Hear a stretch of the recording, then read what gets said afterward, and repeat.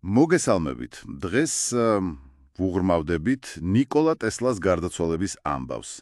გენიოსის, რომელმაც საფუძველი ჩაუყარა ბევრ ამას, რასაც დღეს ვიყენებთ. დიახ, ცვლადი დენი, დისტანციური მართვა, წარმოუდგენელი გონება იყო. და მისი სიკვდილი ხო დღემდე ბურუსითაა მოცული.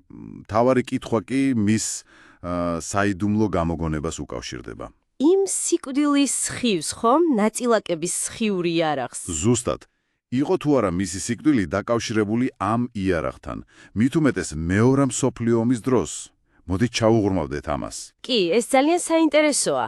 თან 1934 წელს თვითონ ტესლამ თქვა, რომ შექმნა ტელეძალა. ტელეძალა, ანუ ეს იყო ფოკუსირებული ენერგიის სხივი. ამბობდა, რომ თვითმფრინავებს ჩამოაგდებდა ასობით კილომეტრზე. ვაუ! და ეს იმ დროს, როცა მსოფლიო ომისთვის ებზადებოდა. ხო, ზუსტად. ამიტომაც გამოიწვია ასეთი დიდი ინტერესი. წარმოიდგინეთ, რა მხოლო უპირატესობა იქნებოდა. თან ამტკიცებდა, რომ ამ იარაღს შეეძლო, ესე იგი, ნებისმიერი ქვეყნის გარშემო რაღაც შეუღწევადი ფარის შექმნა. და ომის დასრულება. ეს იყო მისი მთავარი მიზანი. ყოველ შემთხვევაში ასე ამბობდა. საინტერესოა, რომ 1925 წელს, ანუ ცოტა ხანში, კონცეფციის მონახაზი მიყიდა საბჭოთა კავშირს. კი, $25,000. ოხონდ, ეს არ იყო სრული გეგმა, უფრო ზოგადი იდეა. და ეს გარიგება ფარულად მოხდა, ხო? დიახ, თუმცა ტესლა ეჭვობდა, რომ უთვალთვალებდნენ. და მალევე ამის მერე იმ ავარიაში მოყვა. ტაქსიმ რომ გაიტანა. ხო, გადარჩა, მაგრამ კითხვა რჩება, უბრალოდ შემთხვევა იყო თუ, რა ვიცი, იქნებ იმ გარიგებას უკავშირდებოდა მკვლელობის მცდელობა. ძნელი სათქმელია. კარგი და ეხლა 1953 წელი. ომი უკვე გაჩაღებულია. ტესლამ ამერიკის სამხედროებს შეხვედრას სთხოვა. უნდოდა სიკვდილის სხივის საიდუმლო გაეზიარებინა, ომის დასრულებაში დახმარებოდა. მაგრამ შეხვედრამდე რამდენიმე დღით ადრე ნიუ-იორკში სასტუმროში გარდაცვლილი იპოვეს. ოფიციალური ვერსიით გულის თრომბოზი, მაგრამ დრო და გარემოებები მაინც ძალიან საეჭვოა. განსაკუთრებით ის, რომ მისი სეიფი სასტუმროში გატეხილი იყო. კი, და პირადი დოკუმენტები, მათ შორის ის შავი რვეული, სადაც სავარაუდოდ იარაღის დეტალები ეწერა, გამქრალიყო. ანუ პირდაპირ ჩნდება კითხვა, ხომ არ მოკლეს გეგმების მოსაპარად. ლოგიკური კითხვაა ნამდვილად? და აქ უკვე ეჭმიტანილებზე გადავდივართ. პირველი ვინ შეიძლება იყოს? პირველი ვერსია საბჭოთა კავშირია, რა თქმა უნდა, იმ $25,000 გარიგების გამოც. თან ტესლას ძმისშვილი, სავა კოსანოვიჩი, იუგოსლავიის დიპლომატი. ხო, და FBI ეჭვობდა, რომ კომუნისტებთან ჰქონდა კავშირი. და სწორედ ეს კოსანოვიჩი ტესლას სიკვდილიდან რამდენიმე საათში ზეინკალთან ერთად შევიდა ნომერში და სეიფი გახსნა. გასაოცრად სწრაფად იმოქმედა, ხო. თითქოს იცოდა, რასაც ეწებდა. შეეძლო სრული გეგმები მოეპარა მოსკოვისთვის. ვინ იცის? მეორე ეწმიტანილი ნაცისტური გერმანია. დიახ. ტესლა კონტაქტობდა ვიღაც ჯორჯ სილვესტერ ვირეკთან. გერმანელი ამერიკელი მწერალი იყო. რომელიც მერე ნაცისტების აგენტად გამოვლინდა. კი, გაასამართლეს კიდეც. ისინი განიხილავდნენ ტესლას იარაღის სისტემებს, მაგრამ იმის მტკიცებულება, რომ რამე კონკრეტული გეგმა გადასცა, არ გვაქვს, თუმცა კავშირი ფაქტია. გასაგებია. და მესამე ვერსია, თავად ამერიკა. ანუ შეიძლებოდა აშშ მთავრობას მოეშორებინა ტესლა. რატომ?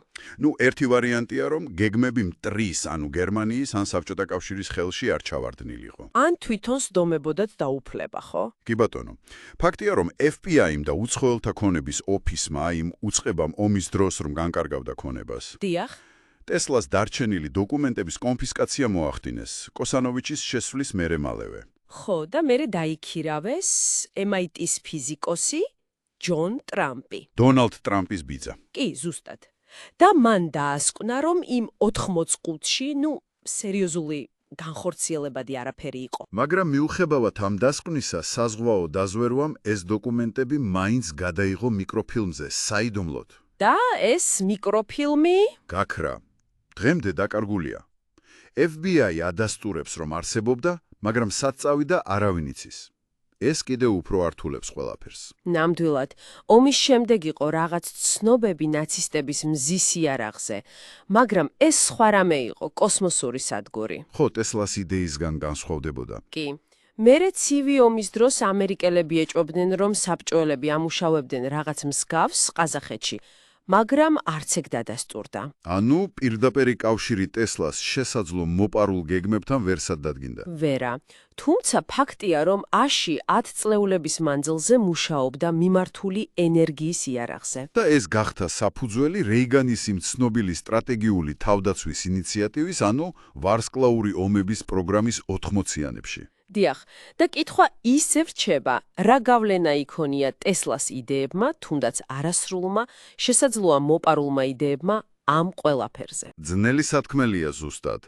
საბოლოო ჯამში უამრავი თეორია, ბევრი საეჭვო გარემოება, მაგრამ ტესლას მკვლელობის მყარი მტკიცებულება ფაქტია არ არსებობს. მართალია, მაგრამ ისტორიის ირონია არა? ადამიანი, რომელიც ამბობდა, რომ ქმნიდა იარაღს მშვიდობისთვის, ომის აღმოსაფხრელად. შესაძლოა სწორედ ამ იარაღის გამო დაიღუპა.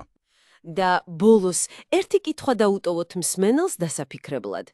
თუ ტესლას სიკვდილის სხივის სრული მუშა გეგმები მართლა არსებობდა და მოიპარეს.